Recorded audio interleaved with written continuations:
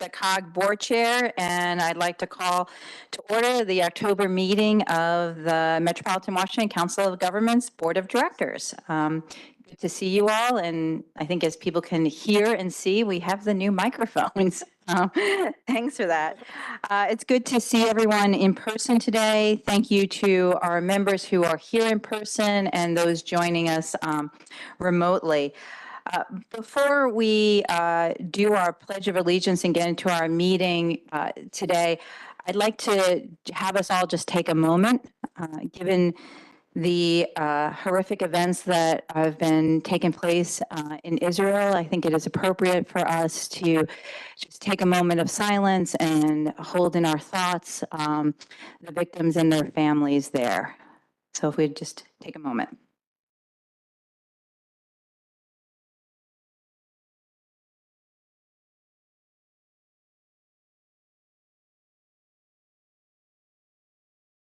Thank you all. Now I ask those who are able to please stand as we do the Pledge of Allegiance.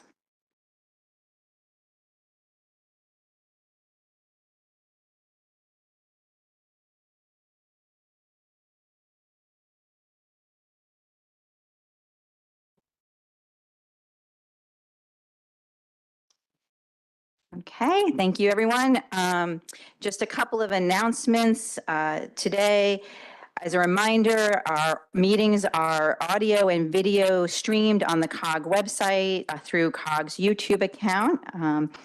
Also, you may notice some folks walking around with cameras, taking some footage of us.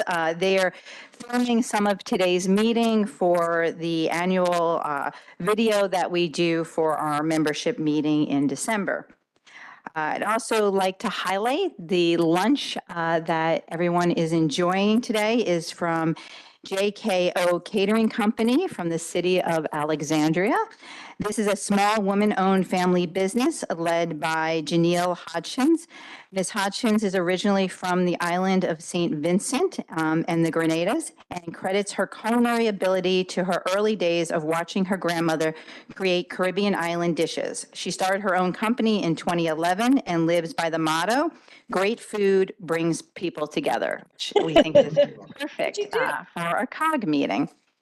A few other announcements. We have our COG Congressional Delegation Reception coming up on October 25th. This is an opportunity for us to meet with our U.S. Senators Cardin, Kane, Van Hollen, and Warner, representing our region. This will be a great opportunity to talk to our senators about our regional priorities and the work we're doing here at COG. All the board members should have received an invitation, so please make sure to RSVP and reach out to COG staff if you have any questions.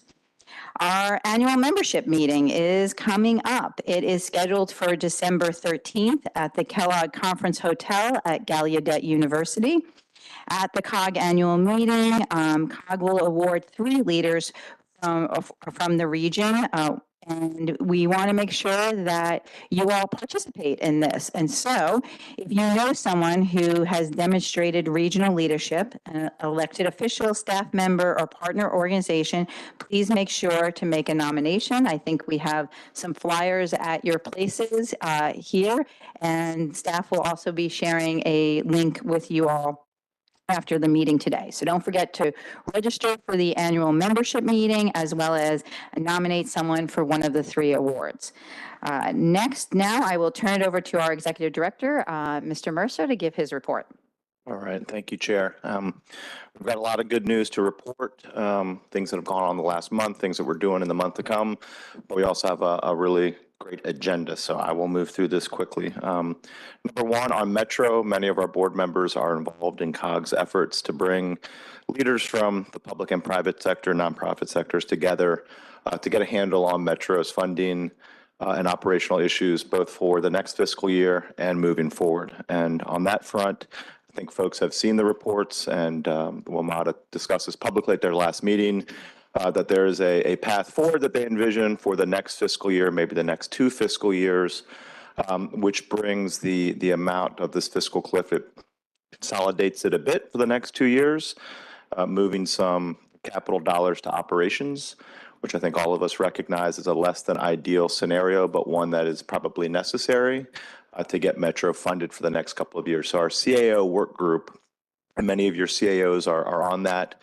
Glenn Lee, the CFO from the District of Columbia, and some of our stakeholder groups like NVTC are really rolling up their sleeves and taking a look at that budget for next year. And come November, early December, the CAO work group working with the strategy group, which is the electeds from the region that are participating, will come out with an interim report, which I think will look at the next fiscal year or two with some suggestions on a path forward, but also look at what the drivers are for this fiscal cliff moving forward for Metro. And that will be an inflection point, I think, for COG and for the region for us to then turn to what are some solutions moving past just the next fiscal year. How can we put Metro in a strong position moving forward? Metro has been very good to work with, very transparent. They've gotten, I think it's 30 questions, pretty detailed questions answered to the CAO work group. They've got a handful of other detailed questions that they're getting back to the work group so they can really get their arms around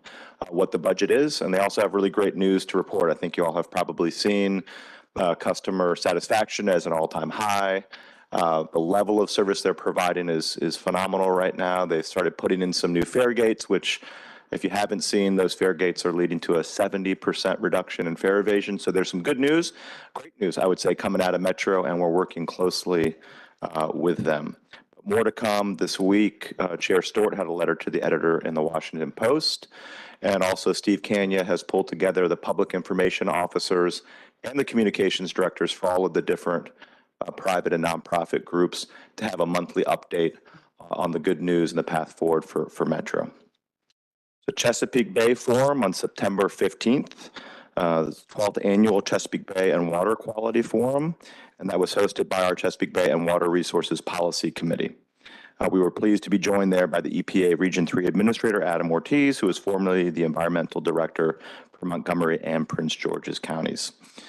We also took that opportunity, and I'm glad that she's here. It was be weird if she was not, to recognize Fairfax County's Penny Gross and Greenbelt's Judith J. Davis for their longtime leadership on the Bay and water quality issues. So many rounds of applause for over the next few months, but let's give Penny right now. And we have a write-up on that meeting on our COG homepage. The planning directors met from across the region at National Landing and took a tour of Amazon HQ2. Very strong turnout there and heavy emphasis on housing. And we're going to have more on that to come later in this agenda. But I'm super proud of the work that our housing group here at COG has been doing with strong corporate partners like Amazon to try and make housing a bit more affordable and reachable for residents in the region. And on that note, Hillary, who runs our housing team with Sharon and Paul, are submitting, in the process of submitting, a HUD Pro Housing Grant application. And this is called the Pathways to Removing Obstacles to Housing. And this is a $6 million grant that the team is pulling together. And information is on our website about that. This would be a very, very significant grant where we would work with the housing and planning directors in your jurisdictions to continue to move the ball down the field on affordable housing. Public Safety Group met with Verizon on September 19th. We had over 100 individuals participate in the hybrid discussion, and that was all about the services and capabilities that Verizon provides to the region. I think that was a successful partnership worth noting. We had a COG senior staff retreat last week at the Martin Luther King Library here in the district. We had our annual reviews completed, and this was an opportunity to talk about what each agency head sees moving forward for the next year as their top priorities. And we're going to follow up in the spring with a 2-day retreat to continue that conversation. And then last two items, and I promise I will be done. Regional roundup. This was daily news clips. It should be in your inboxes from our staff. If you're not getting those, please let us know. But we have our communications team pulling together news that would be of interest to the entire region now on a daily basis and sending them out. So if you have suggestions for articles that need to be included or papers that we need to be looking at, obviously flag those for us. And we are going to be growing that service to the region to include not only our staff and board members, but interested parties. But it just started back up in the last couple of weeks, and the staff is doing great job. And on November 3rd, and we will send information to you about this, but Monica, who runs a series of events on equity in action here for COG, is hosting, along with the Government Alliance on Race and Equity, planning for equitable development. So your chief equity officers, but also your planning and budget directors coming together to really think critically about how we think about and demonstrate a commitment to equity in the planning process and in your long-term plans. And that's all day on November 3rd from 9 to 3:30 here in DC, and we're happy to send more information to you on that. And that concludes my report. Thank you. Great. Thank you very much for that update. And thank you for the articles roundup. I was glad to see that in my email over the last couple of days. All right. We will be moving on then to our next agenda item. We have approval of, any amendments to our agenda today. Anyone have any amendments for today? Okay, seeing none then, we will move to the approval of the minutes from our September 13th meeting. Is there a motion? Supervisor Gross and then Vice Chair Allen second. Any conversation regarding this? All those in favor of approval of the minutes, please say aye. Aye. Any opposed? Any abstentions? One abstention from Chair Dorsey. Just checking anyone on virtual. I think everybody's good there. All right, then the motion passes. Next, we have our consent agenda. We have 4 resolutions on the consent agenda today. This can be found on page 15 of your board packet. Part of the consent agenda includes approval of appointments to the COG 2024 Nominating Committee and Legislative Committee, a resolution acknowledging receipt of the 2023 COG contract list, as well as a resolution authorizing COG to receive and expend a grant to fund the operation of a portion of COG's Department of Homeland Security and Public Safety. Is there a motion and a second? Move approval of the consent agenda. Thank you. Supervisor Gross moves it. Vice Chair Lusk seconds it. Any conversation? Oh, no, it's consent agenda. We don't do that. All those approving the consent agenda, please say aye. Aye. Any opposition? Any abstentions? Oh, all right. The consent agenda passes. Next, we will move on to our Climate and Energy Leadership Awards. COG's Climate and Energy Leadership Awards recognizes organizations in the region that work to advance the regional climate and energy goals established by leaders at COG, and while prioritizing historically underserved populations in the planning of their programs. Today, COG will recognize 1 government, 1 non-government organization, and 1 educational institution for their outstanding efforts to reduce greenhouse gas emissions and advance equity across the region. To do the honors, I'm going to ask the Climate, Energy, and Environment Policy Committee member, Supervisor Gross, who will be joined by COG's Air and Climate Public Advisory Committee Vice Chair Julie Kimmel, to recognize the award recipients. As the recipients are announced, we will be playing a short video, so please hold your applause until the end. Thank you, Chair Stewart. I'm proud to be here today representing the COG Climate, Energy, and Environment Policy Committee.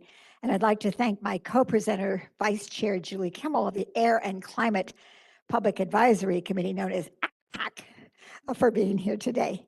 ACPAC's leadership and the full committee put a lot of time into the awards program, including reviewing and judging the applications. Thank you, Julie, for your efforts. Thank you, Supervisor Gross.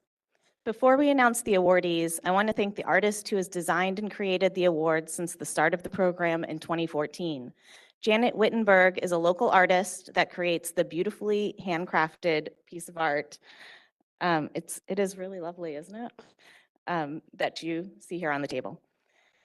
As Chair Stewart stated, we are awarding in all 3 categories this year: government, non-governmental organization, and educational institution. The first award is in the government category, and the award goes to the City of Rockville Flood Resiliency Program.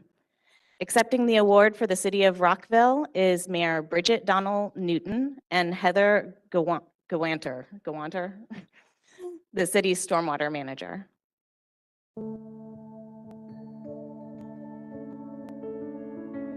Thank you for selecting the City of Rockville for this award. I am honored to accept. Our flood resiliency program is a multi-pronged approach supporting the resiliency goals of the Rockville Climate Action Plan. This plan acknowledges that investments must be made to public and private properties and infrastructure and develops a framework ensuring that we are meeting our goals. As a small but mighty part of the city's Department of Public Works, staff works diligently to be resourceful and respond in a timely manner, addressing immediate and long-term flood resiliency concerns. This requires both a multidisciplinary internal approach and reliance on external partners for support. This is only the beginning. The City of Rockville looks forward to expanding partnerships to continue experimenting with innovative programs that move our region forward, ensuring that we meet our collective resiliency goals.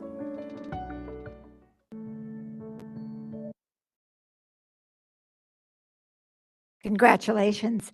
I want to point out too, this is not on the script, but I want to point out that each of these, although they look similar, each one of them is different, has a little bit different. It's the colors are the same, the shapes are pretty much the same, but the design is a little different for each one, which really makes them unique. For the non-governmental organization category, the award goes to the Montgomery County Green Bank for the largest solar project on affordable multifamily property in Montgomery County. Accepting the award is Stephen Morrell, the Executive Director, and Tanaya McDuffie, Director of Communications and Community Engagement for the Montgomery County Green Bank.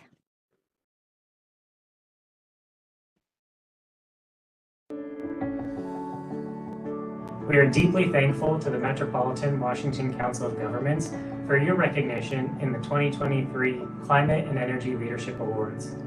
A fundamental part of our mission is to ensure equitable access to clean energy programs for underserved communities. This year, we financed the largest solar project on an affordable multifamily property in Montgomery County at the Seneca Village Apartments. This 2.2 megawatt solar project will mitigate over 2,000 metric tons of GHG emissions annually. It will also save residents an entire monthly utility bill every year. Ultimately, our vision is for a prospering, sustainable, and healthy community where everyone participates in and benefits from clean energy and climate resilient solutions. Thank you again to MWCOG for this recognition and helping us achieve our goal.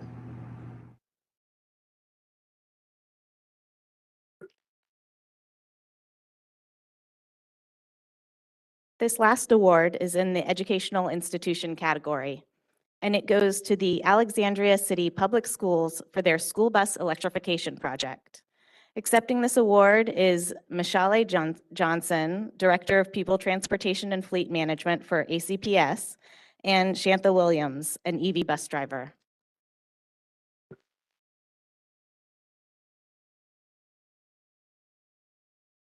On behalf of Alexandria City Public Schools, ACPS, I want to thank the Metropolitan Washington Council of Governments for recognizing and honoring our school district with the 2023 Climate and Energy Leadership Award. The goal of our school bus electrification project helps ACPS reduce its carbon footprint and greenhouse gases that impact our community and our environment. Our efforts also seek to promote and protect our community and our environment, including our most vulnerable stakeholders, our students who are riding to and from school. ACPS creates and promotes institutional programs and resources that are dedicated to ensuring the needs of all students are met. Over the past 2 years, we partnered with Dominion Energy and the school bus vendor Sunny Merriman to acquire 15 electric school buses and build a charging infrastructure. This acquisition also included grant funding from the Virginia Department of Environmental Quality. Our school bus electrification project will make a significant difference in reducing pollution and improving the air quality in our underserved and uniquely diverse populations.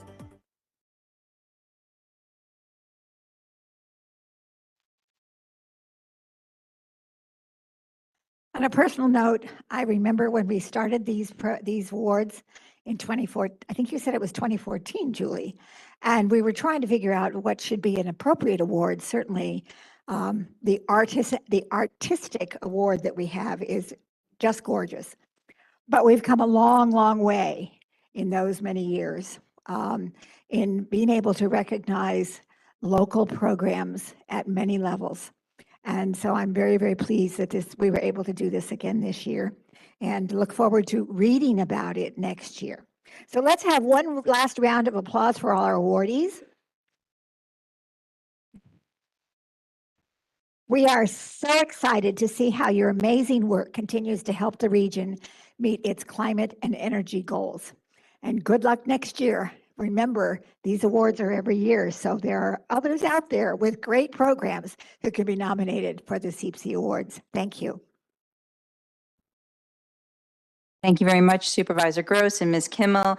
That was wonderful awards. All right, we're now moving on to our agenda item 8, which is our fiscal year 2025 member dues and regional fees. And so I'm going to turn this over now to Mr. Mercer and COG's Chief Financial Officer, Julie Mussog, who is going to brief us on the proposal for fiscal year 2025 member dues and regional fees. Following this presentation, the board will be asked to adopt Resolution R32-2023 as recommended by the COG's Budget and Finance Committee. Okay.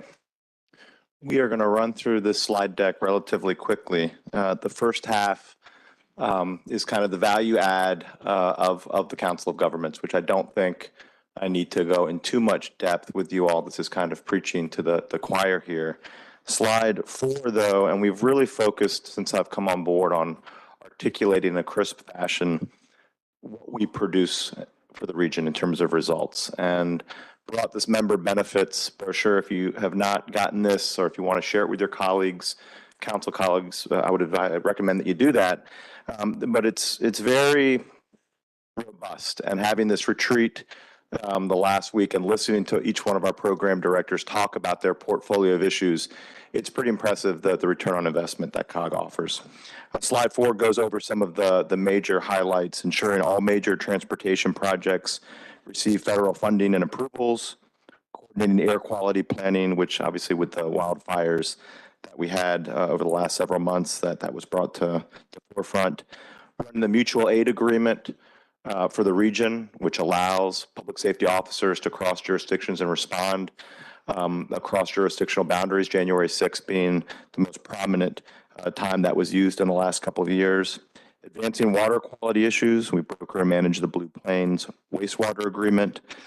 Providing grants to help jumpstart equitable transit-oriented communities. We talked about the all-day training that we're going to have in a week or so, a couple weeks on that. Our climate change work and electrical vehicle coordination. The list kind of goes on and on. We're going to talk a lot about housing later on in the agenda, which is a big ticket item that we're going to stay with us for the next several years. And obviously talked a lot about Metro. Preparing for public health emergencies. I don't have to remind anyone the level of coordination that was needed during COVID. And those kind of emergencies are bound to come up. They come up often, and having a team dedicated to coordinating that across the region is critical. So, you know, the value add for COG to the region, I think, is self-evident. A couple notes, and I'll hand this over to Julie. Jump to the punchline here. We have less than a 5% increase in our budget, given where inflation is, given where some of your jurisdictions are. I think you've probably grappled with the same thing in rising costs. One of the nice consequences to more federal aid, we have $2 million in transportation funding that has come in that requires a 10% match. So that's a $200,000 amount that we have to come up with each year. And that is a large part of the majority of that increase. Then the two last things that I will kind of flag for you. One, our purchasing program that is turned a profit now. We are saving jurisdictions significant monies. In many examples, we're saving more money than the dues are for that jurisdiction to be part of COG. And the dues that jurisdictions pay account for less than 9% of COG's budget. Julie will get to this in the capital program, but I wanted to flag it. It's been in the capital program for several years and discussed for the last 10 to 15 years, which is office renovations. We are moving forward with that item in the capital budget to plan this coming year, and Julie will speak to that, but I did want to flag that because after planning will come the renovations, which we have put money away for years to do, but wanted to flag that for you all. Julie? Thank you. Can you move to slide 7? Just a quick reminder of the 4 ways that we use member dues. First, we use it, most importantly, to leverage federally sourced funds. And then we also use member dues as a primary program support. And we also use them to leverage additional resources outside of just the federal funds. And then to support member services, benefits, outreach, and forum. Slide. This sort of just graphically demonstrates what Clark just mentioned about where our sources of funds are coming from. Largest, obviously, is still federal and state at 77% of our revenue sources, with member dues coming in at about 9%. So member dues that leverage federally sourced funds, 39% of the member dues goes towards leveraging federal funds. Largely, these are the transportation federal dollars that we get. For every dollar in member dues that we spend, we get $8.41 in direct federal funding on top of that. There's also some Homeland Security support and the continuous airport systems planning that we are able to leverage those dollars in. On slide 10, the primary program support accounts for 17% of member dues. These funds provide 95% of the funding for these critically important programs for health, housing, equity work that has no other source of funding. So very important that we continue to fund those. Slide 11, this is an illustration of where we're able to leverage additional resources, and this is about 30% of member dues. So this includes leveraging the regional funds as well as some other state, local, and grant funds. All in all, about 1.6 million of member dues leverages another $7.5 million in various funding sources. And then the final way that we use member dues, this is the smallest amount, was at 14%. This is additional membership services, benefits, outreach, and forums. So this would be, you see now that there's a 0 in member dues for cooperative purchasing. Member dues for the 3rd year has been able to self-sustain itself without any member dues support. It is actually giving some money back to COG right now, which is great.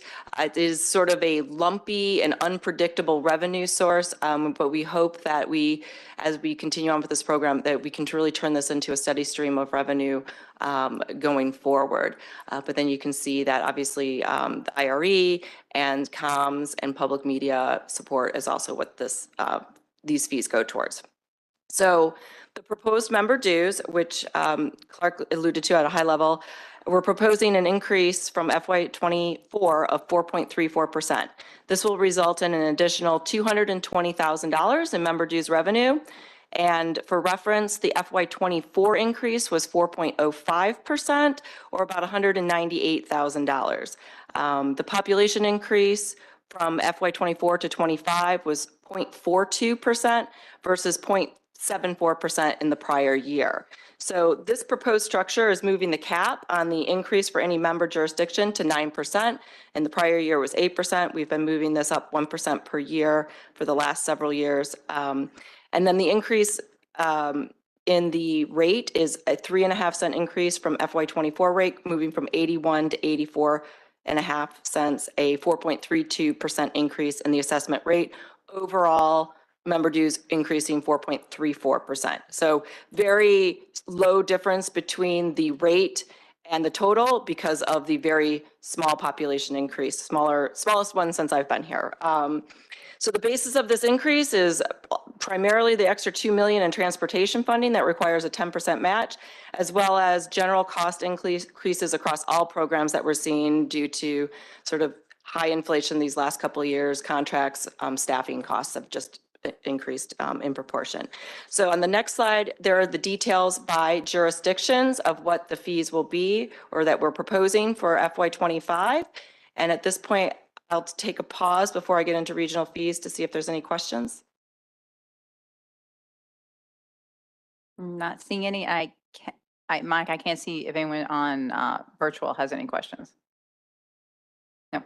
No, continue, please. Okay, so getting into the regional water and environmental funds on slide 15 and 16. The regional water environmental funds follow the same 4.34% increase in member dues. Same increases in general operating expenses are increasing, then also increases in matching requirements. So 2/3 of the water fund is paid by water and sewer utilities, just as a reminder. But as Clark sort of mentioned in the beginning, this provides administrative, technical, legal support for the Blue Plains IM agreement and regional agreement between the parties that share in the wastewater treatment plant. We represent the region on the Chesapeake Bay program, supports local stormwater management programs, and compliance with stormwater permits. We also assist water utilities and local governments with assessing and implementing water supply resiliency and security measures, including regional source water protection plans. This is also where the wastewater agency response network is funded from, and campaigns such as Protect Your Pipes. Next slide. Regional Public Safety Fund. This Regional Public Safety Fund also has the 4.34% increase, increasing the fund year over year by fees by $25,911. So this fund supports ongoing mutual aid updates with federal partners, including Capitol Police, National Security Council, and the police chiefs. It does future regional leadership training, and it also supports 9 public safety programs that are used day to day by your public safety officials. The last fund is the Farm Fund, the Food and Agricultural Regional Member Fund.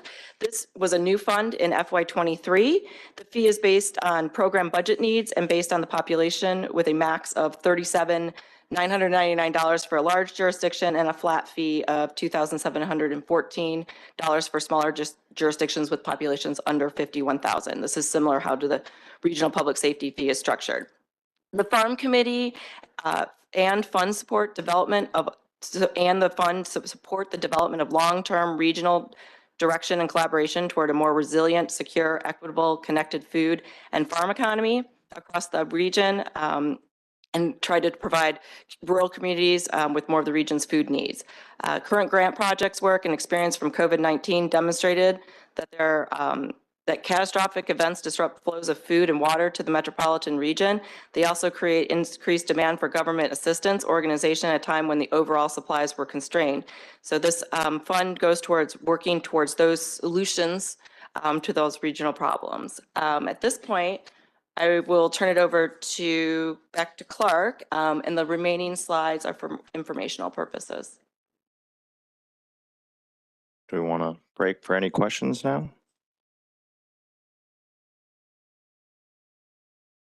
Does anyone have any questions at this point? Right. Supervisor Gross. Not a question, but as I leave this group at the end of the year, looking at the budget and looking at all the investment that each jurisdiction makes in COG and belonging to COG, especially for the Virginia jurisdictions that are facing elections this year, I really want to make a strong pitch for appointing people to the COG board and to the COG committees who actually will do the work, who actually will show up and understand this investment. Over the years, we've had better participation, certainly. We've expanded by leaps and bounds what COG does. I do want to make the pitch for our Virginia jurisdictions this year, and also for all of our jurisdictions, to make sure that you recognize this is not an honorary position to be on the COG board or on committees. You need to do the work. It is dependent on all of us working together. Thank you. Thank you, Supervisor Gross. Mayor Wilson. I don't need to bog down this meeting, but what's the source of the population estimates on these? Some of these seem This was slightly the round inaccurate. 10 population forecast that was approved by the board in April, May. And Okay. then they were sent to the CAOs this summer And Greg, is Greg here? I mean, it's your planning directors are the Yeah, folks. I remember we've had some questions on this in the past, because I think this is based on our planning estimates, which don't always jive with census. So I can take it offline, we'll address, but I have some questions regarding our numbers, so. Okay, thank you, Mayor Wilson. Anyone else? All right, I just want to say before asking for a motion for the resolution, thank you very much for this work. I think I say this every year, Ms. Masag, but the presentation does get clearer, and I appreciate looking at what our member dues breakdown of where that money goes, and in particular, how it's leveraged to bring federal dollars to the region. So thank you for that. All right, now I'll ask for a motion and a second to approve Resolution R 32-2023. So moved, Madam Chair. Oh, my goodness. All right, I got Councilmember Moore on that and Supervisor Bailey, second. Any other discussion? Seeing none, all those in favor of the resolution, please say aye. Any opposed? Any abstentions? And not seeing anything online, the motion passes.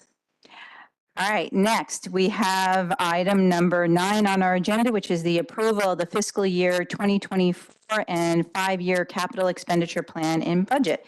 Again, I will turn it over to Ms. Musog and COG Secretary Treasurer Mayor O'Connor, who will brief us on the capital expenditure budget. Thank you, Chair Stewart. The fiscal year 2024-2028 capital plan document and cover memo are included in the board packet on page 46, starting there. This was reviewed by the Budget and Finance Committee on September 29th and unanimously approved to move forward to the full board for a vote. So I will turn it over to Ms. Musog to provide additional details on the plan and to take questions. Thank you very much. If you turn to page 53 of your board book, or page 4 of the plan document that's in the board book, COG presents a 5-year capital plan annually to the Budget and Finance Committee and then to the full board for approval of the current year capital expenditures and a preview of expected expenditures for the next 4 years. COG has a board designated capital expenditure reserve that is used for the purchase of long-term assets.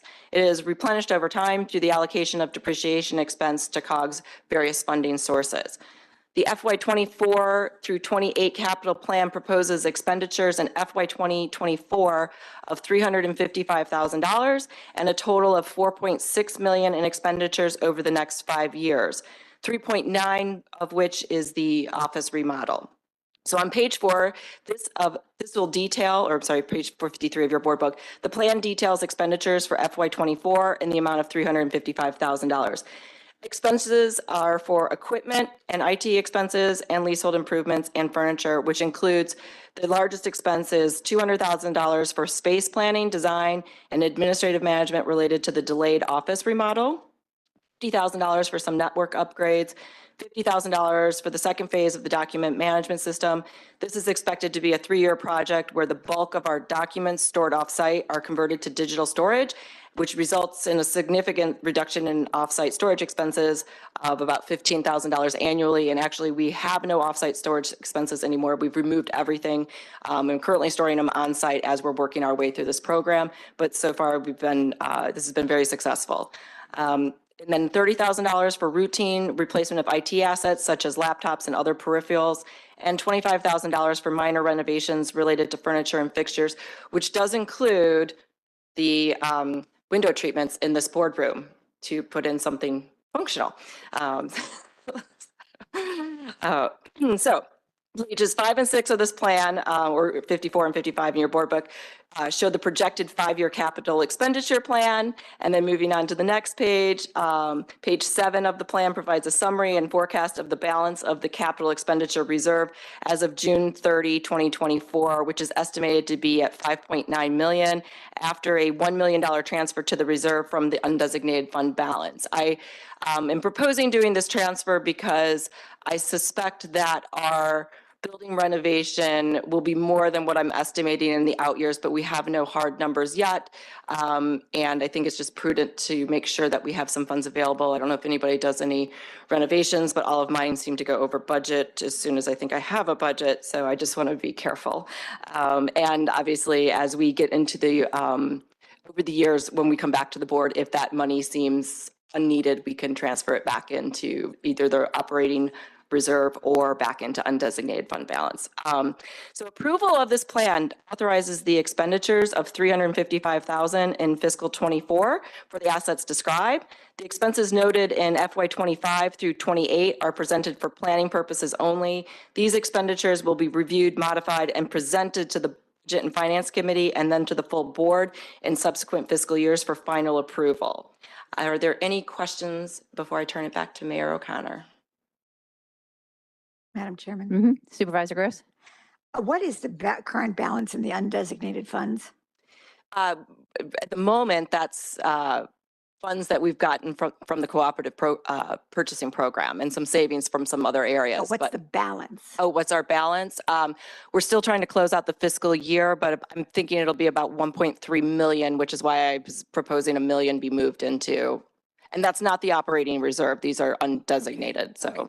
Okay. I recognize that if we approve this, we approve it with that 1 million. I certainly I think it would be important for the board to be advised if that 1 million or any portion of it does need to be used. That's good fiscal management, I think. Yes. Thank you. Okay. Any other questions? Okay. Seeing none, we'll move back to Mayor O'Connor. I would recommend approval of resolution R33-2023. All right, I have a council member, Mayor O'Connor moving it and Mayor Newton seconding it. Any other comments or questions? All right, seeing none, all those in favor of the resolution, please say aye. Aye. Any opposed? Any abstentions? All right, not seeing anything on virtual, the motion passes. I would like to say before we close out this issue, since we had the discussion of the spending on renovations, if there are any COG board members who have questions on that, I know a number of us a few years ago did take a tour of the offices here to actually see the great need for renovations for the staff, and now that the staff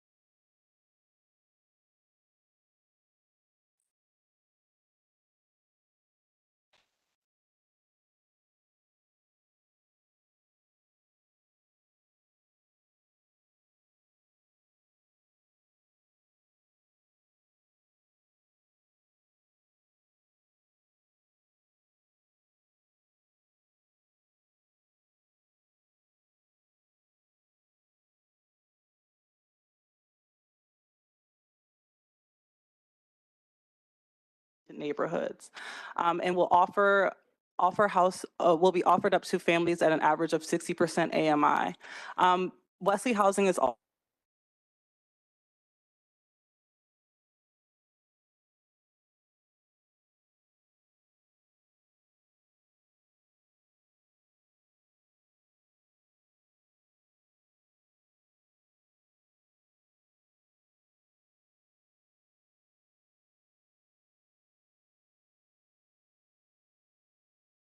seniors at 30 and 60% AMI.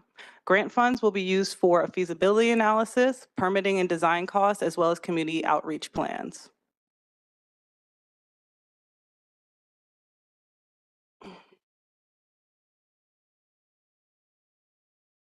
I'm sorry, one second. No.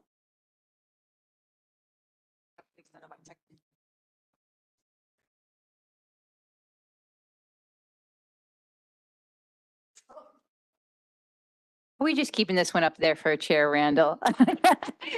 So she could do a victory laugh.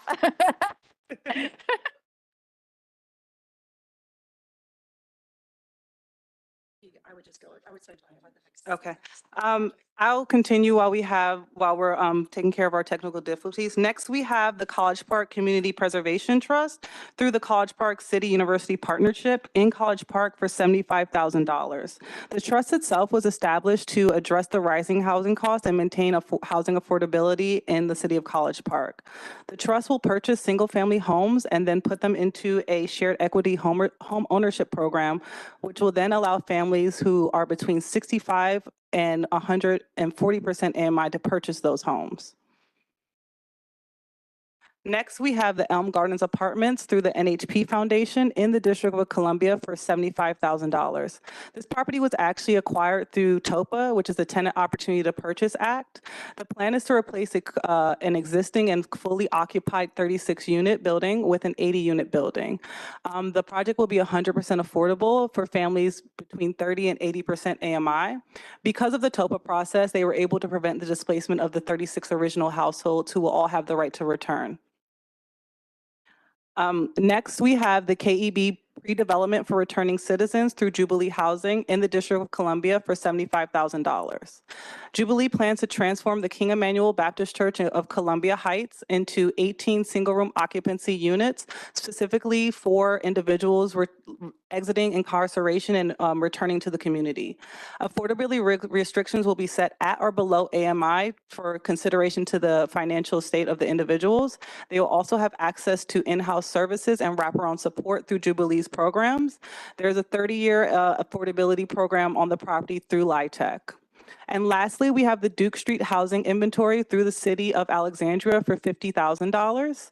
The city will conduct a housing inventory on rental and ownership housing along the Duke Street corridor, and the findings will be used to serve as a foundation for future housing development strategies of the city.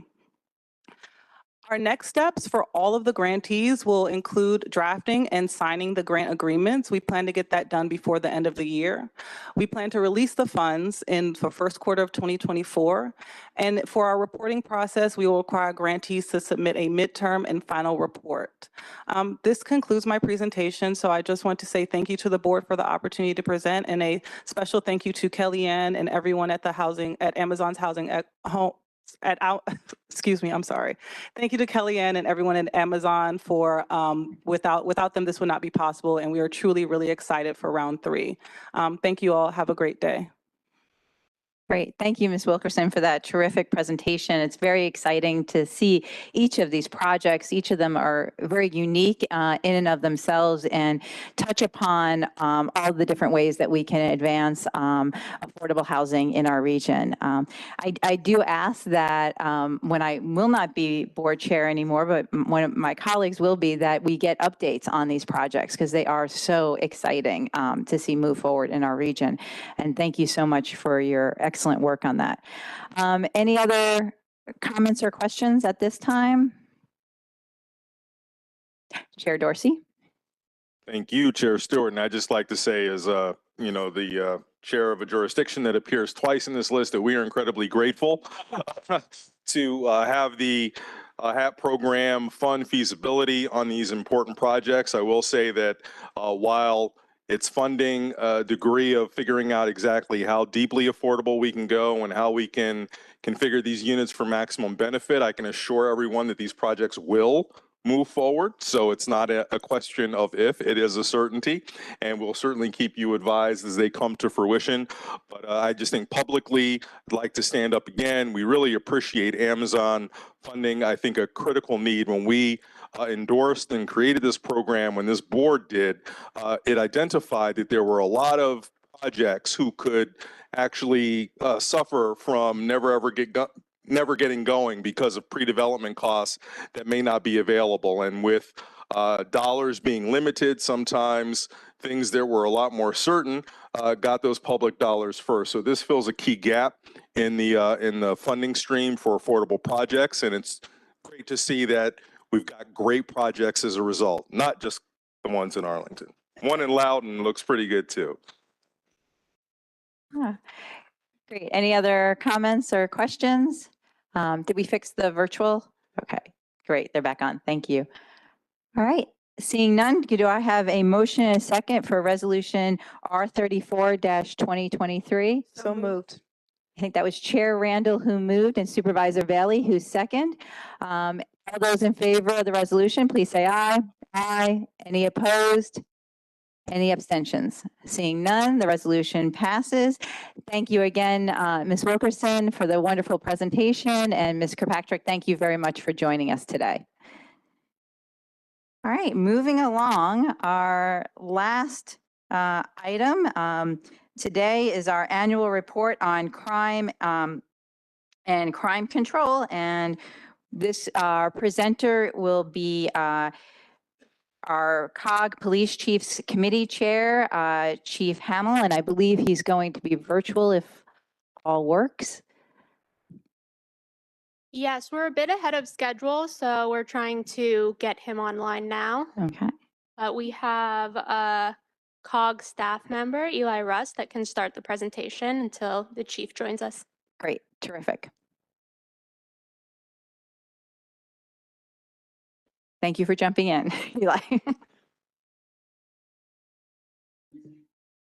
Thank you, not a problem. Appreciate taking some time today to discuss COG's annual crime report, where we review the data and statistics from COG's member jurisdictions on an annual basis to inform crime trends and help kind of direct the priorities of the Police Chiefs Committee and the different actions that group is going to address.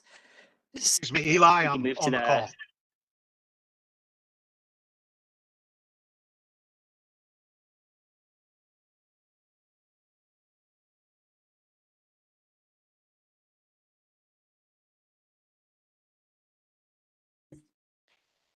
So the COG Police Chiefs Committee, and I believe Chief Hamill is on now. So Chief, I'll let you start with an introduction and take it away. Thank you very much, sir.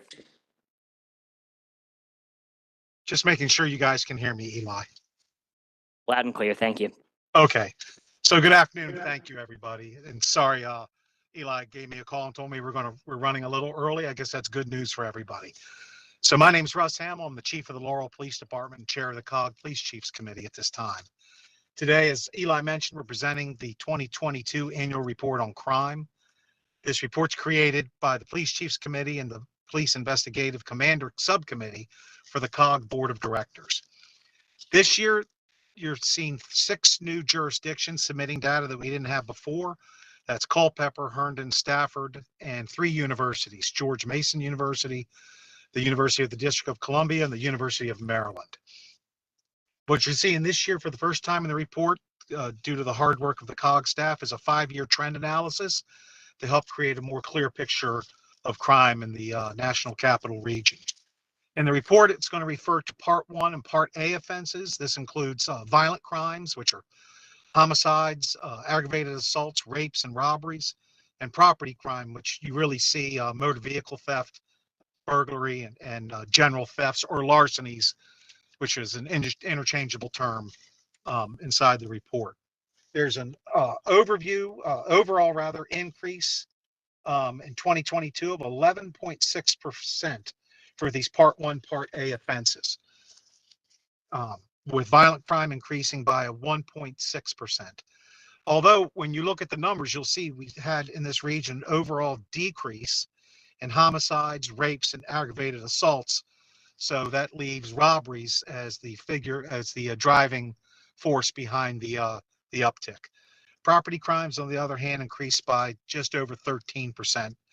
That's driven by an overall increase of 17% in motor vehicle thefts and 13% in other related larcenies. As I mentioned, robbery increased by 10.4%, and then motor vehicle thefts just over 17, burglaries increased by just over 5.5, and larcenies by just over 13. These trend lines are alarming to all of your chiefs and our staffs. They're important factors. They are important factors we're addressing via enforcement, education, and engineering methods, to include task force and other related operations, which I'll discuss in a little more detail shortly.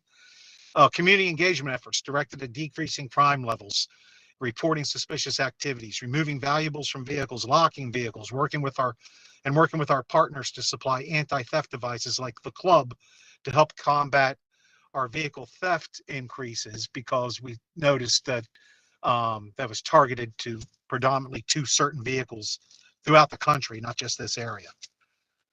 As we see our 5-year trend, and going to that slide, overall property crimes, we increased by over 14,000 events over 5 years. But we showed a significant decrease in burglaries throughout that same time. And going to the next slide, you'll see that it demonstrates an increase in the auto thefts that we just discussed, and general thefts. And that's primarily driven by thefts from autos. That's not stealing the car, stealing things out of the vehicle, and retail related thefts, which is a national trend as well. And that helped drive up that 5-year trend line for moving property crimes upward. Violent crime trended slightly upward in 2022 as compared to 2021. We had just about 220 more events, but we can note that the homicide trend line decreased last year by a total of 49 cases, meaning 49 people are still with us weren't with us last year. We can see that overall aggravated assaults were down 72 events, and rapes went down by a total of 164 reported events. We do know that not all sexual assaults are reported to us. That continues to be a problem historically, for a myriad of reasons, but we did see reported events drop down. Robbery, very unfortunately, went up by 505 events, and it does include carjackings. When we look at the, I'm sorry, was somebody question? Okay, I'll keep going. Crime rate per capita, what we're seeing is a increase by 9% in 2022. But the region's population increased as well, 18.3 per 1,000 for 2022 as compared to 16.8 per 1,000 people in 2021. Our primary members of COG witnessed an increase of over 2.3% in our calls for service, an increase of over close to 83,000 more calls in 2022 as compared to 2021. Contributing factors to our crime trends are, there's a number. I won't go into everything because your chiefs can discuss that with you individually. But what we're seeing is nearly every police chief in the country will tell you that recruitment and retention remain the primary concern throughout policing. Without proper staffing, we can't respond adequately. We can't interdict crime, investigate crimes, resolve disputes and other issues, find that lost child or that missing person, and protect as we should with unless we do have that proper staffing. Numerous agencies are taking different measures to address this, and some are finding success, and we're sharing that with other agencies, what brings us to successful levels. And we're hoping as over the next few years that this trend will reverse itself and we'll be able to be more fully staffed. We did, staying with that theme, we did see in our primary members that staffing of sworn members went down by nearly 2.5%. We had some pretty tough years prior to that as well, but our professional staffing, this is on our non-sworn, as we call them, our professional staff. In 2022, that saw an uptick of over 5.5%. So that's a good news for us, and we think that might portend where we're going to be heading with our sworn staffs as well. When we combat crime issues with our internal resources, which means we do need to make sure we're staffed, but also we do it through regional initiatives, which are force multipliers for us. These include, as many of you heard me discuss a number of weeks ago, the Safe Roads Task Force. So exhibition driving has been a primary concern throughout our region, throughout the state of Maryland and state of Virginia and DC, and extending down into the Carolinas and up as far as New Jersey. But we expanded our Safe Roads Task Force rather, to 28 members. This includes local and state law enforcement and intelligence agencies in the National Capital Region and Baltimore and Central Virginia regions as well. Last year, we responded to 102 major illegal events, and that was assessed through regular coordination calls and weekly detailed assessments from the coordination and analysis centers. Our most notable event spanned over 20 engagement by 20 law enforcement agencies and went across dozens of locations in Maryland, Virginia, and DC. That led to significant mitigation and enforcement, but that came because we worked together and we shared information to help make sure everybody was properly addressing these concerns. Other cross-jurisdictional initiatives that involve operational collaboration, investigative information sharing, include the ACE unit over in Fairfax County that comprises 6 full-time detectives, 2 supervisors. They have analytical support. They have advanced training and tactics and methods of modern-day organized car thieves, but they collaborate across numerous local, state, and federal partners to maximize information sharing and case closures. They recovered over 90 stolen vehicles, 6 carjacked vehicles, with a combined value of over $21.5 million. There are numerous other charges, including 20% of the charges involving firearms. 313 felony charges came from those events, and they've decreased their auto thefts by 8% compared to their previous year. The Prince George's County Police Department has a carjacking interdiction unit, CIU, that is also a regional change agent for us. They centralized investigative components that came under other investigative areas, staffed with numerous people. They've handled 480 carjackings last year. They have a 44% case clearance rate. 217 suspects were arrested and charged with related offenses. And again, that spans out throughout the entirety of Prince George's County, affecting all 24 plus agencies in Prince George's County. There's also the Washington Area Vehicle Enforcement Unit, or WAVE, as you probably have heard of it. It's formed a number of years ago. Numerous partner agencies, reduces auto thefts in the Prince George's County area by focusing investigative and enforcement techniques on large-scale auto theft organizations, carjackings, and stolen vehicles, and tied to crimes of violence in partnership with other law enforcement agencies.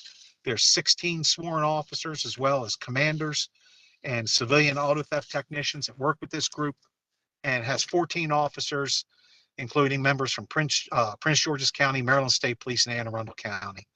Their efforts led to approximately 35 to 40 vehicles investigated per month, 278 recovered vehicles last year, and 181 arrests. And this number, 70 recovered guns during those arrests in 2022. They also do a large amount of outreach and crime mitigation education for businesses. They regularly partner with neighboring jurisdictions, out-of-state auto theft burglary units, and work closely with the NICB, which is the National Insurance Crime Bureau, to help target their enforcement efforts. MPD has a carjacking task force as well, is met with similar results. And there are other programs to help us abate crime, include the automated fingerprint identification system that we work through with COG. I'll give you a quick overview of these couple things. That system provides a secure platform to rapidly search and compare latent fingerprints from crime scenes against a criminal database of more than 2 million arrest records, including fingerprints, palm prints, photographs, and other information. The data saved and retrieved on APHIS databases assists law enforcement personnel in solving crimes by matching latent prints with individuals that have criminal histories, as well as supports terrorism preparedness through data links with the Federal Bureau of Investigation's Terrorist Screening Center watch list. The NCR Law Enforcement Data Exchange, or LINKS, as you've probably heard it referred to, provides authorized law enforcement personnel with rapid electronic access to the law enforcement records, photographs, and other data from 14 regional LINKS programs, the FBI, and other federal partners. There are 199 federal, state, and local law enforcement agencies in the NCR that access and share data using LINKS. Through LINKS, law enforcement agencies can query over 1.5 billion law enforcement records that enhances their investigative and enforcement abilities across the region. Our NCR license plate reader program collects and allows authorized personnel to rapidly access regional license plate reader data to receive early warnings about potential threats, supports investigations, and conduct day-to-day law enforcement activities. These images captured by the cameras are converted to data using optical character recognition technology, then compared to customizable hot list that can contain information on vehicles related to auto thefts, Amber Alerts, outstanding warrants, certain vehicle issues, and other agency-defined information. The Geospatial Data Exchange Index, GDX, is a system that streamlines regional sharing of geospatial data between jurisdictions, tiers of government, and regional partners. It improves situational awareness and provides planners and emergency managers with event-related geospatial information system data during regional emergencies, as well as planned events that their skill levels help us be able to address in a better way. Then lastly, there's just started this year, the Regional Public Safety Leadership Training Program. Training provides a 3-part leadership seminar for NCR, Homeland Security, and public safety professionals hosted by COG. It applies leadership principles to enhance motivation, satisfaction, and performance while developing, this is critical, developing leadership capabilities across multiple disciplines. Leadership theories and strategies are presented through exploration of real-life scenarios and challenges faced by individuals, teams, and organizations throughout the NCR. With that, I thank you all for your time today. I tried to streamline that to keep it as condensed as possible, although you probably don't feel that way right now. And I'm available for any questions you may have. Thank you very much, Chief, for that overview, and particularly the focus on the regional and collaborative efforts that you all are working on. Before I turn it over to my colleagues, one question that I do have for you is, as you're working with the other departments across the region, it is great to see the regional efforts that have been going on. Are there obstacles or challenges to doing this regional work that as leaders in our jurisdictions we should know about and may be able to help address? I would say we're very good at working collaboratively together. The one thing, and this is age old in any public safety sector, we have our staffing levels where they are, and we have to address our problems where we have primary responsibility for. So you have to think out of the box a little bit to really appreciate when you send people to a task force and that task force isn't in your city or your county all the time, but it reaps benefits for you in reducing crime, reaps benefits for your community that way and for the entire region that way. So it is, and I think that you're going to find that in any discipline where you don't want to, it's hard not to be myopic in your view. We have to be here and understanding the force multiplier by engaging in these initiatives, and how that benefits your community. But that we work darned well together. I will say I've been a police officer a long time, and I would say we have made tremendous inroads at working better in this fashion over the past 20 years. Thank you. I will turn now to Vice Mayor Snyder, who has his hand up. Yes, thank you very much. So I think the issue of crime, the reality and the perception constitutes one of the most significant threats to our region in terms of our future and our attractiveness and our competitiveness. So what should we be doing that we're not doing? And I appreciate the regional coordination. If I think back about dealing with the gang issue, there was a summit, there was new legislation put in place at the state and local levels, and it was treated as the high priority. Yet that same urgency seems to be missing. Maybe it's not.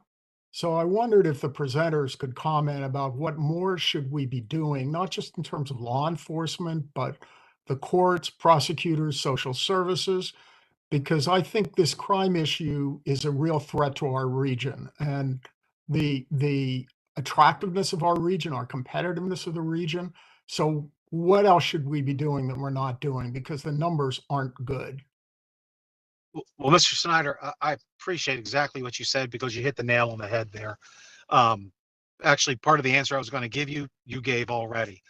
We in law enforcement, look, we can always do better, but we are working diligently to help drive crime down throughout the region and work closely together to do so. Frankly, over the past couple of years, I think what we've seen is some issues in legislation that has passed, and part of the criminal justice system involving policing is actually a pretty small part of it. By having prosecutors and judges and the parole and probation and juvenile justice systems more engaged in understanding what the issues are out here in the community, what issues people are facing, and there has to be an accountability level. I'll give you an example. An agency was telling me they made 15 arrests of juveniles and stolen cars in 2 days, some repeatedly. And the agency told me that there was no prosecution of the juveniles. Well, if you think back to when we were kids, if we did something wrong and, for instance, your grandmother told you not to take a cookie and you took the cookie and you got in trouble for it, you knew, okay, don't take the cookie anymore. There's no consequences to my actions. The underlying message becomes maybe that's okay. Maybe it's not quite as serious. So I think us working besides just law enforcement more collaboratively throughout the entire criminal justice process, as well as our elected officials supporting those processes going forward, as well as the staffing levels at our municipalities and our other local governments, I think that's going to be key into coming out of this problem, as you mentioned it. Thank you. Thank you, Chief. Vice Chair Lusk. Thank you very much, Madam Chairman. I appreciate the point that you made earlier about the challenge for the police departments and recruitment. I just wanted to maybe ask here, because I know one of the difficult things is that we have opportunities to basically steal police officers from other jurisdictions, and that doesn't serve anyone's interest in the long run. So just thinking through this idea, what are we doing from a regional perspective to try to address this issue? Because I think that's probably going to be better for all the departments that are here.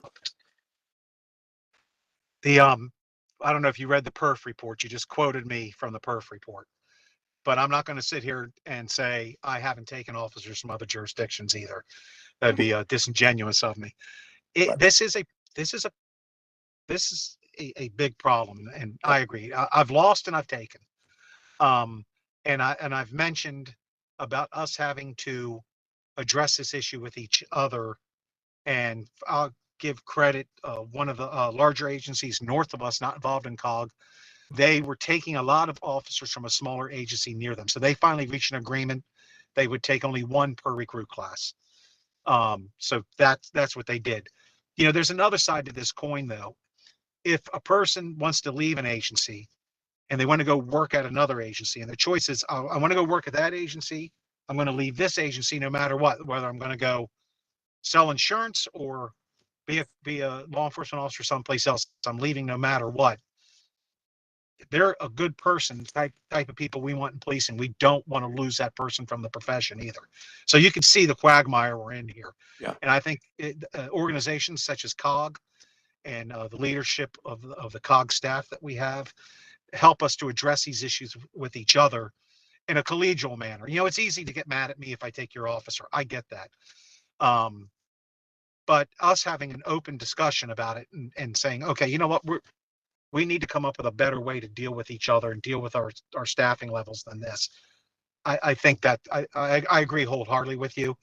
And Eli will make sure it's on our October agenda when we meet again at the end of the month. Okay. Thank you. And then one follow-up, I apologize, this one's separate.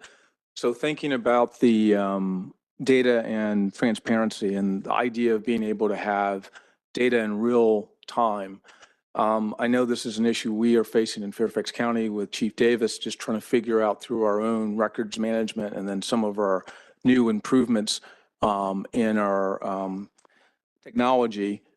What are we thinking about from a regional standpoint in getting to a place where we can also have real-time data collection and dissemination for what's happening in the community? Well, I know that's one of Scott's goals in working through COG with this. Part of the problem becomes we have systems that can't talk to each other. We probably need to look at making these purchases for our records management systems on a more regional basis than a local basis. And I think also that would be a saver of our, that would help us save on the dollar front by being able to purchase in a larger scale manner. So I think these are discussions we need to have that we've had in the past in a small regard. Now, I've been around a long time, so I say in the past, that's way in the past. But I think that's a good point that we should bring that, because I think one of the issues is our systems can't talk with each other. And that's a roadblock to helping get real-time information out. I think also a real-time crime center, and I know Montgomery County just started one up, and some of the other agencies have them, but not every agency has the personnel or the budget available to be able to do that. So maybe we look at doing more regional real-time crime centers that help get live information, timely information out, or so we can put cops on the dots, as we say. Great, thank you. Ms. Jackson, you're next. Oh, Tara, I think you're still on mute.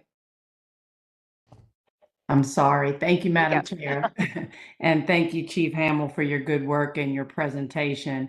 You probably know that in Prince George's County, we've been talking quite a bit about organized retail crime. And I may have missed it, but I'm wondering what, if any, cross-jurisdictional initiatives do we have around organized retail crime? So at this present moment, it's primarily the information sharing that we do with each other. There are daily, when I say daily, let me rephrase that, multiple times daily that we're sharing information with each other across not only the NCR, but expanding up north of us in Prince George's County and Anne Arundel and Howard counties, in order to address some of the retail theft issues that we're seeing at especially some of our bigger box stores that are having some tremendous issues right now. So we get the information out there. Now, that is an example where we're sharing information quickly. We're getting the pictures out there fast. We're able to try to deploy resources when we know what direction they may be going, or what they're targeting at that time. I think as departments become more robust in their staffing levels, the more robust in your staffing levels are, the more robust you can be in being involved in regional task force efforts. You know, and I think as we become more on some more solid ground that way, we should examine a regional retail theft task force. We have some tremendous partners in the retail area that help us with our investigations and provide us quick information on these groups that are hitting them. And I think it would behoove the region to be able to do that, Ms. Jackson. Thank you. Okay, thank you. Next, I'll go to Vice Chair Allen. Thanks so much. And thanks, Chief Hamill, for the presentation. I kind of want to continue the thread you had talked about for a moment related to the the comprehensive approach that's needed here. I think to kind of expand on the issues around recruitment and the challenges from a workforce perspective, you know, we ask our officers, probably in every jurisdiction, to not only be a police officer, but to be a homeless service provider, to be a mental health counselor, to be a substance use advisor, to be a mentor. And on top of that, could you also please make the arrest, make sure you get all the evidence and paper it properly to move towards a prosecution, right? I gotta believe that lack of support of the other parts of government have a direct relationship to the ability to recruit in folks who feel like they're going to have to not just be the police officer, but they're going to have to be all the other things. And I think about in the District of Columbia right now, I was talking recently with one of the representatives from our Child and Family Services Agency, and we have 40 vacancies of case managers for young people that are experiencing violence in their homes and their community. You extrapolate that out, that's more than 1,000 home visits per month that aren't happening for a kid who's experiencing violence and trauma. And then we take a look at last year where we had about 40% chronic absenteeism. And then we look at young people that are committing crime. So I think that there's a line there that kind of draws straight through the shortages and the challenges we see in all the other parts of government. And one of the phrases, which I don't ever want to be a catchphrase, but I hear it frequently, is a whole of government response. Was curious just from a leadership within law enforcement, how much do you feel like you're seeing your partners in other agencies and other parts of government come together in that comprehensive approach you're talking about, so that it's not just on the shoulders of that officer, but instead everybody else is stepping up so that there truly is a meaningful whole of government response? So rather a long question, so I'll try to gather that all in. Yeah, sorry about that. I didn't mean that. I'm sorry. I didn't mean that was not a shot. I think you know me well enough to know that's not a shot. But I think that what we have here is that I want to make it clear. We don't mind being the counselor, the person that has to make the arrest, the person that's doing life support efforts at times. We knew what we signed on for. But the nail on the head is this comprehensive government approach. And it's hard, I think, as you know, we're not the only ones short on personnel in the police department. As you just mentioned, down 1,000 home visits a month not being done. We're losing people that way. We're losing children that way who find then it's not too big of a leap to think in their mindset, okay, well, if they don't care about me, my family doesn't care about me, but these guys that are out here doing street robberies, they seem to care about me. And why you would gravitate towards that doesn't take a lot of imagination to come to that. I think they do the best they can with the resources they have. People are overwhelmed now. We've had this uptick in crime over the past couple of years. I mentioned some of my concerns about the rest of the criminal justice system going forward. I'm just hopeful that we can work more closely together, come to an understanding that we need to work together. I'll dovetail off that. I gave a speech recently where I said, law enforcement is not the enemy of the community. And I think we need to get that out there in a more broader fashion, that we're here to protect and to serve, and we're not the enemy. We're there to help people. And you know, do we make mistakes? Yes, we make mistakes. I hire from the human race. We're going to have mistakes. But you know, this holistic approach there, this approach with our officers having to do so much, you know, there's fallout from that. So the reason I'm on the call today from a virtual setting rather than there is I'm up at Harbor of Cross, which is the National Law Enforcement and First Responder Wellness Center in Havre de Grace today, getting doing a training session with my sergeants and some of my command staff. And there are, I think, about 60 police officers and firefighters in here for substance and mental abuse issues that stem from the job. We have to be aware of that as well. And we've recently started the COG initiative for mental health awareness. And I can't thank Scott and Eli enough for supporting me on that. But we have to be mindful of that as well. Where everything you mentioned that we're requiring of our officers to do, sometimes it becomes just one more brick and the load gets too much and they end up here where I'm at today. They're doing magnificent work here, but I'd prefer if we could put them out of business. I'm not saying that in front of them, just in case you're wondering, but I think that's important for us. Thank you. Great. Thank you, Chief. I'll go to Supervisor Bailey. Thank you, Madam Chair. Thank you, Chief, for being with us today. It was an excellent presentation. I've got a twofold question. One is, have you seen regionally an uptake in gun stores in residential areas, gun businesses in residential areas, FFLs? And I'm asking that, my question won't be as long as my brother Charles, but, but I'm asking that because we've seen an uptake in that.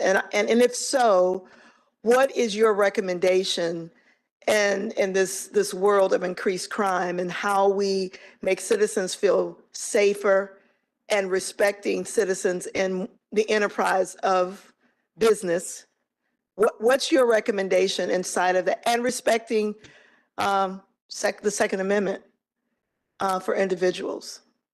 So regionally, we have not seen that I'm aware of. People have not told me that. I know from my own experience in my jurisdiction, I have not seen that, and I haven't heard from it from other chiefs. But we'll ask about it at our next meeting, just so we're clear on that. So poor Eli's writing furiously now as I keep giving him more duties. But so we'll ask that at our next meeting. Yeah. About crime concerns. You know, this is much easier to say than to do, but you know what I really believe we need to do?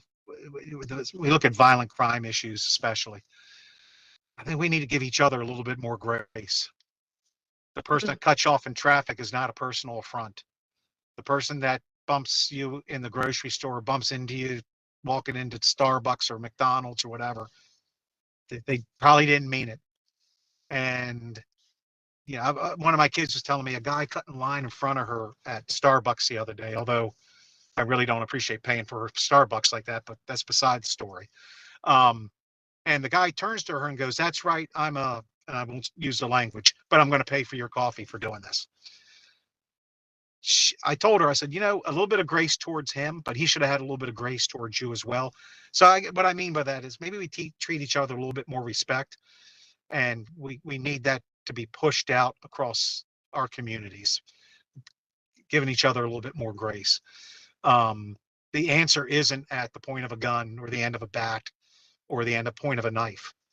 The answer is, how about having some understanding for each other, and we have a little dialogue with each other, and we give each other some forgiveness. That probably wasn't what you were looking for, but No, it was what I was looking for. Okay. I appreciate that, and I understand what's behind that. And if I may, Madam Chair, my second question is, and you're coming up with a lot of different initiatives, which is beautiful. I'm kind of old school, but have you seen the old-fashioned neighborhood watch programs? How do you feel about that in terms of an initiative in our public safety enhancements? Is it workable? Is it doable? I met with a community member about that yesterday, so I'm guessing he texted you and asked you to ask me that. I'm kidding. I support those. I think they're force multipliers, but they're also community engagement multipliers. And I asked the individual when he asked me yesterday, so when you did something wrong with your kid, did your mother know about it before you got home? And the answer was yes. And I can tell you the same thing for me. And now people don't even know their neighbors' names. They definitely don't know the person 2 doors down. And they don't even wave to each other anymore. These community watch programs.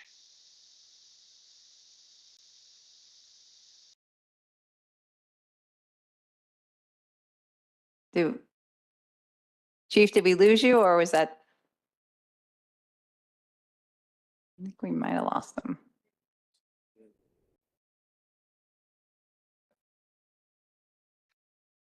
Let the law enforcement professionals handle it. But I think they're very worthy programs. And I'm hopeful the person I met with yesterday gets that going in his neighborhood. We're going to help him, and hopefully we get it off the ground well. Thank you, sir. Thank you. We'll just go down the line here. Chair Dorsey and then Senator Barker. Thank you, Madam Chair. Chief, this is a fantastic presentation and discussion. I'll try to make this quick. One of the things that really concerns me is the understrength that all of our police departments are in. And it's really not for the purposes of reducing those numbers that we're concerned about, even though I certainly want to do that for sure. I am mindful of one of the things that typically goes away when police departments are understrength are community policing programs, because people are concerned about arrests and everything else. And I have to say, I've become convinced that the root of so many things that we're talking about right here are that people are just stressed beyond belief. Mr. Allen spoke about the whole of government approach. And I think in this region especially, we're doing a lot of great things. We have a lot of great programs and even more exceptional people as part of our continuum of care. It's set up to deal with crises. And, in crisis, a parent who's got a child who's addicted to drugs doesn't know what to do, doesn't know who to call. So all of our great programs don't necessarily have the natural connection to people when they need it. And one of the ways you deal with that is by having an ongoing approach where you have people who are involved in low stress situations, getting people to have a connection to law enforcement when someone's not in trouble, so that they can know that that's someone that they could rely on. That person can be a valued adult presence in a community. These are the kinds of things that don't have the objective metrics of, yes, I was able to be out on patrol and I locked up this many people, but they mean so much in terms of a community that doesn't have all of these issues that manifest at the back end. And so, Chief, the question is are there any innovations that we're talking about to actually attract people to this profession? The headwinds we're talking about, laws, pay, competition, everything else.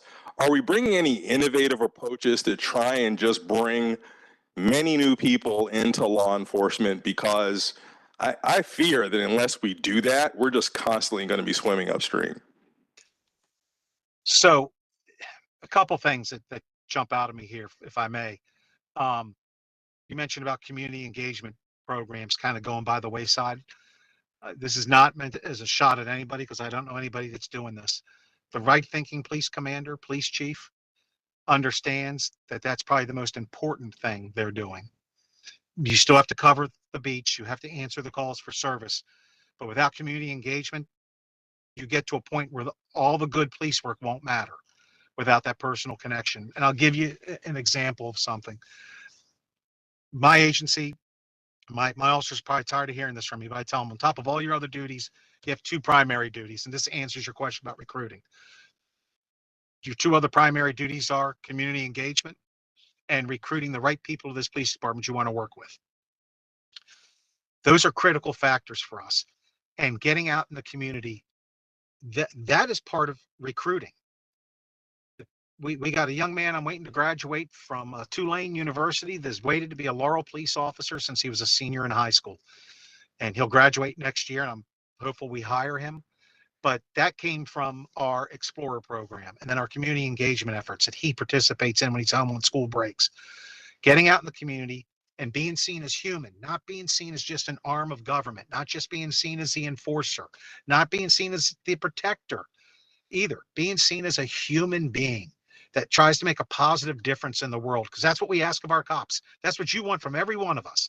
Go out there and make a positive difference in the world, whether that's making an arrest or stopping and talking to those kids on the street corner, asking kids at 10:30 in the morning, hey, why aren't you guys in school? Not in an aggressive manner, but in a concerning manner.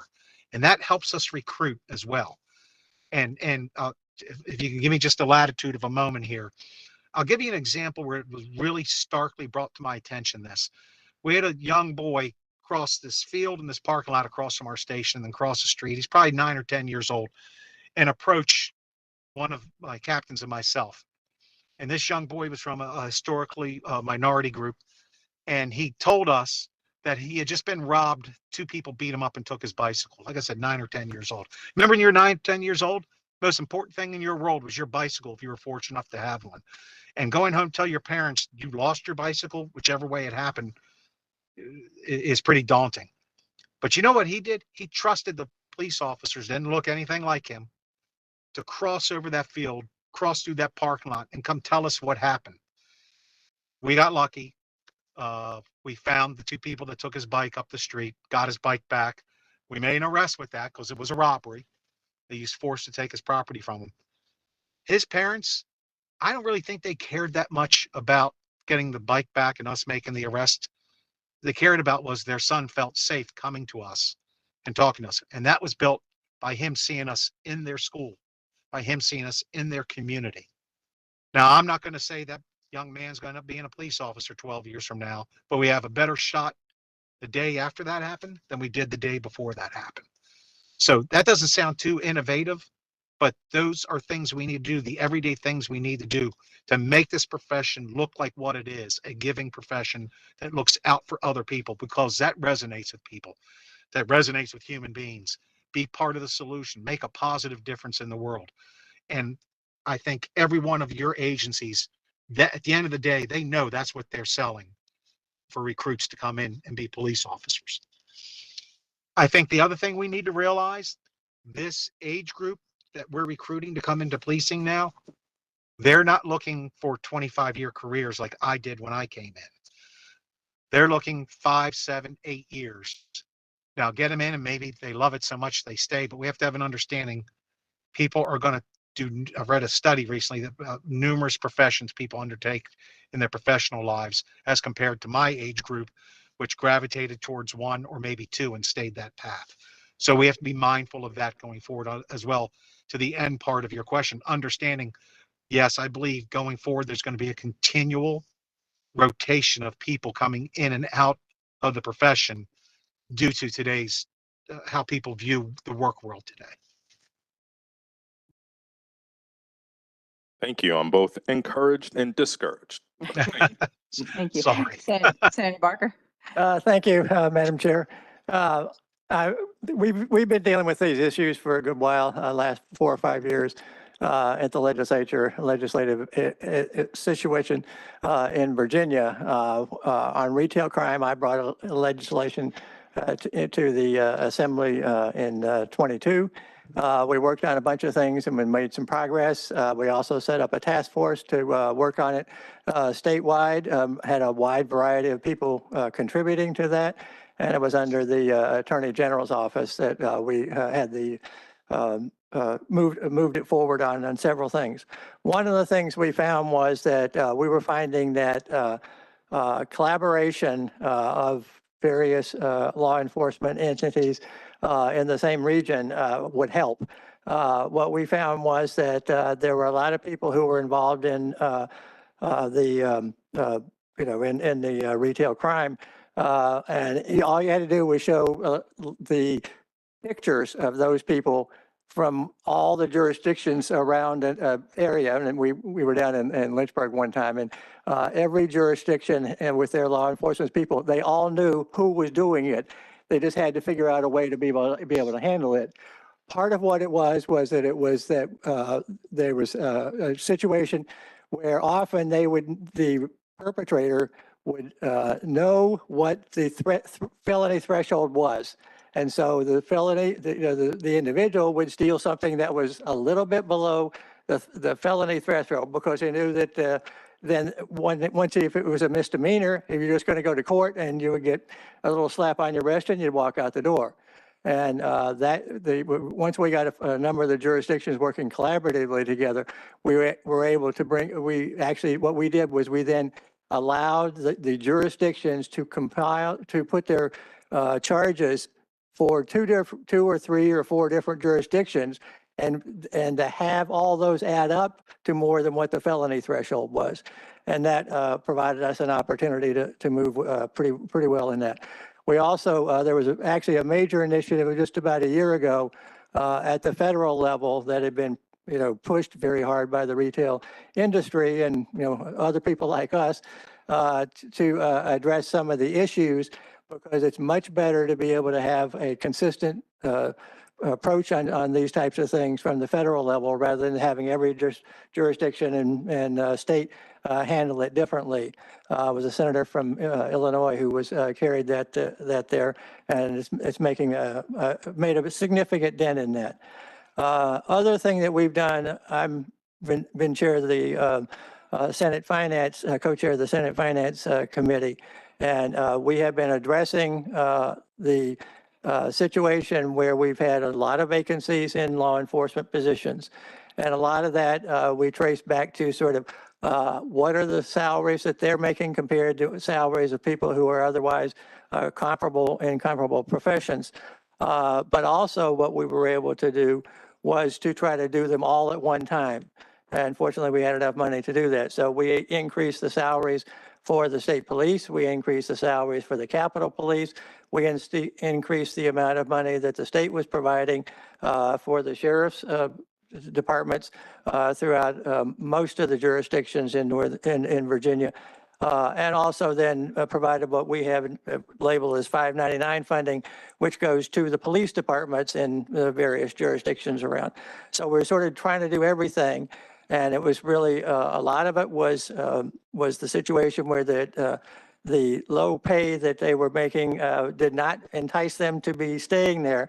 So if they had a chance to get a better job, and they did it in many instances. One of the other things that we had was that in some cases, we had done a pretty good job of increasing the starting salaries, but compression was driving a lot of the people out. So that once they got in, you know, they got only very small increases over time, even as they became more skilled as law enforcement officers. And so addressing all those types of things, and we put a good bit of money into it, makes difference. And we did it with not only the state and Capitol Police and the sheriffs and the local police, but we also are right now working on doing the same thing for the corrections officers, because we've had difficulty at some of the penitentiaries in Virginia being able to recruit enough people to be able to adequately provide protection even for the inmates themselves in that instance.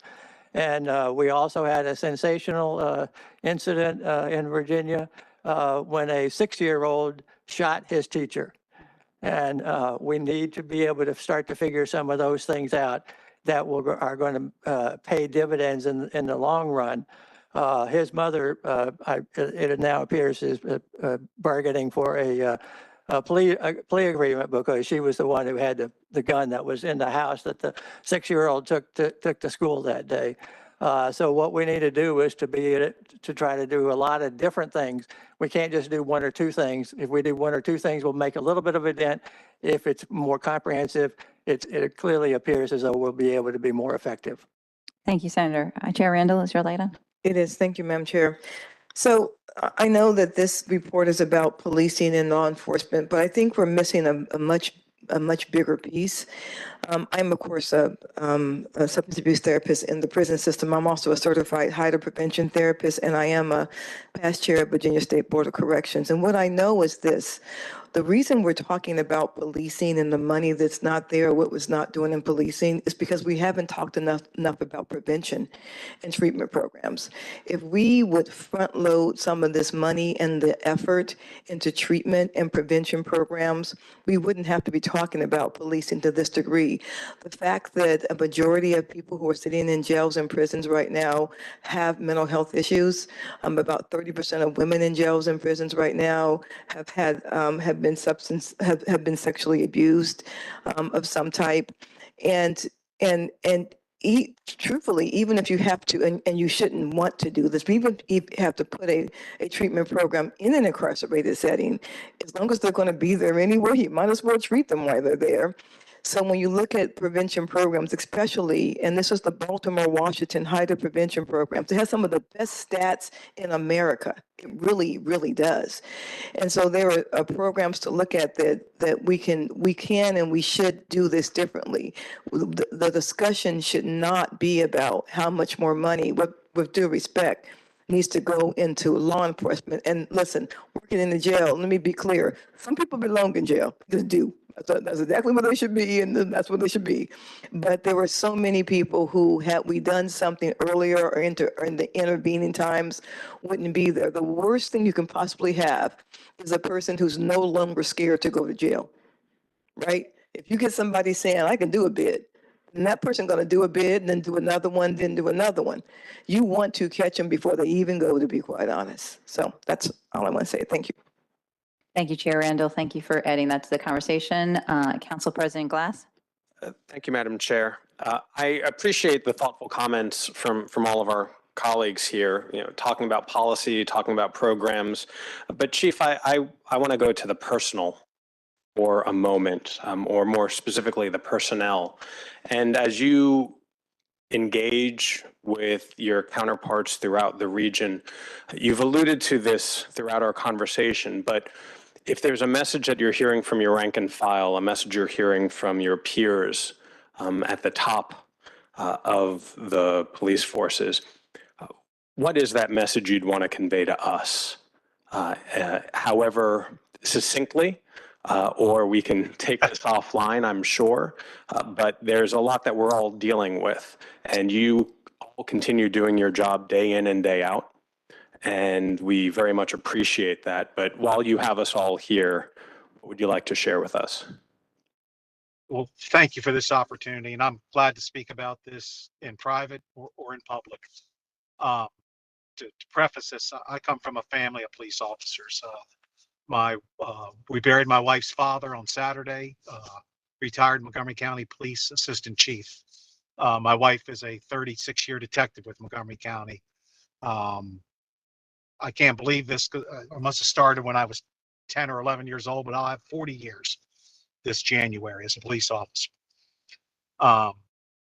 What I hear across the board is the need for support from our political leaders. Now, I enjoy that in Laurel. And I don't think anybody's pointing fingers at anybody, but I think there is an overall flavor out there that maybe law enforcement, especially the people, the rank and file, aren't as supported by their political leaders as they once were. And so I think words and actions of support that the community sees would be helpful across the board. And I could probably speak for teachers that feel the same way, that maybe there's a lack of respect towards certain professions now. But in policing, I can really speak to it from personal experience. We've seen that over the past couple of years. I'm not discounting anything the law enforcement did, and that we saw on national news. I'm not at all. And you know who understands that better than anybody? Professional police officers who are abhorred by certain things more than anybody. Professional police officers, because we know what good policing looks like. We know what constitutional, caring policing looks like, and that hurts every one of us, the community and law enforcement. We see actions that are completely out of line. But what I'm talking about here is just a general support for that officer who's out there tonight from 10 o'clock at night till 8 o'clock tomorrow morning, and all they're doing is trying to protect the community. At the end of the day, that's really what they're doing. And some support for what they do, visible support, would be, I think, the answer you would get if we shot everybody with truth serum and they answered it. Again, I enjoy that. My officers enjoy that, but I do hear that from across. I'm now immediate past president of the Maryland Chiefs Association. Obviously, you can see I have a problem with saying no.